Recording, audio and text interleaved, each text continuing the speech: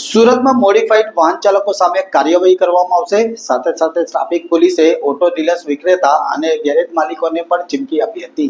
સુરતમાં હવે modified horn light અને સાયલેન્સર લગાડનાર વાહન ચાલકો સામે કાર્યવાહી કરી ઓટોમોબાઈલ્સ ડીલર્સ વિક્રેતાઓ અને ગેરેજ માલિકોને પોલીસે ચીમકી પણ આપી હતી. કતારગામ ખાતેની મહત્વની બેઠકમાં મોટી સંખ્યામાં ડીલર્સ વિક્રેતા અને ગેરેજ માલિકો હાજર રહ્યા હતા. આ તમામ લોકોને ટ્રાફિક પોલીસે પ્રતિજ્ઞા લેવડાવી કાયદાનું ચુસ્ત પાલન કરવાની ખાતરી આપી હતી. હાલ પોલીસ માત્ર લોકોને સમજણ આપશે, જે બાદ સ્પેશિયલ ડ્રાઈવ દ્વારા કડક કાર્યવાહી કરશે. આ મોડિફાઈડ લાઇટના કારણે વાહન ચાલકોની આંખો અંજાઈ જતા અકસ્માતની પણ ભીતિ રહે છે.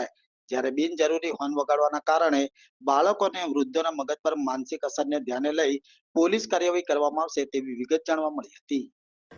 1 ફેબ્રુઆરીથી સુરત શહેર ટ્રાફિક પોલીસ દ્વારા નો હોન્કિંગ માટેની ડ્રાઈવ શરૂ કરવામાં આવી છે. આ પહેલ અંતર્ગત અમે તમામ લોકોને ફોન નહીં વગાડવા માટે અવેર કરીએ છીએ અને અમે એનું પાલન કરાવવા માટે અલગ અલગ સ્ટેક હોલ્ડર્સ સાથે મિટિંગનું આયોજન કરીએ છીએ. જે અંતર્ગત આજે અહીંયા કતારગામ હોલ ખાતે અમે લોકોએ જે એસેસરીઝના ડીલર, કાર ડીલર્સ એ લોકોની સાથે એક મિટિંગનું આયોજન કર્યું, જેમાં મોડિફાઈડ લાઇટ્સ, મોડિફાઈડ સાયલેન્સર અને મોડિફાઈડ હોર્ન જે લોકો વિક્રેતા છે, હોલસેલર છે અથવા તો જે કોઈ પોતાની દુકાનમાં વેચે છે અથવા તો રિપેરિંગ કરે છે, એ બધાની આજે મિટિંગ લઈને એમને સૂચના આપવામાં આવી કે તમે આ જે સરકારની નિયત મર્યાદા વિરુદ્ધના જે સાધનો છે તમે કોઈને વેગામાં લગાવી નહીં આપો, એનું વેચાણ પણ નહીં કરો અને સંગ્રહ પણ નહીં કરો.